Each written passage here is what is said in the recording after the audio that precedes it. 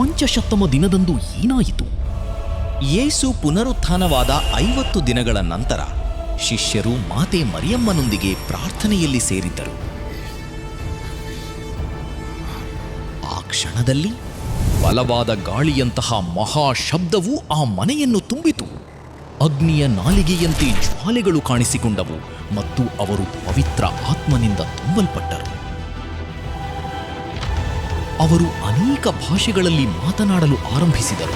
ವಿವಿಧ ದೇಶಗಳಿಂದ ಬಂದ ಜನರು ದೇವರ ಸಂದೇಶವನ್ನು ತಮ್ಮದೇ ಭಾಷೆಯಲ್ಲಿ ಕೇಳಿದರು. ಒಮ್ಮೆ ಭಯಪಟ್ಟಿದ್ದ ಪೇತ್ರನು ಈಗ ಸಾವಿರಾರು ಜನರ ಮುಂದೆ ಯೇಸು ಕ್ರಿಸ್ತನ ಕುರಿತು ಧೈರ್ಯದಿಂದ ಸಾರಿದನು. ಆ ದಿನ ಸುಮಾರು 3,000 ಜನರು ನಂಬಿಕೆ ಸ್ವೀಕರಿಸಿ ದೀಕ್ಷಾಸ್ನಾನ ಪಡೆದರು. ಆ ಕಾರಣದಿಂದಲೇ ಪಂಚಶತ್ತಮ ದಿನವನ್ನು ಚರ್ಚಿನ ಜನ್ಮದಿನ ಎಂದು ಕರೆಯಲಾಗುತ್ತದೆ.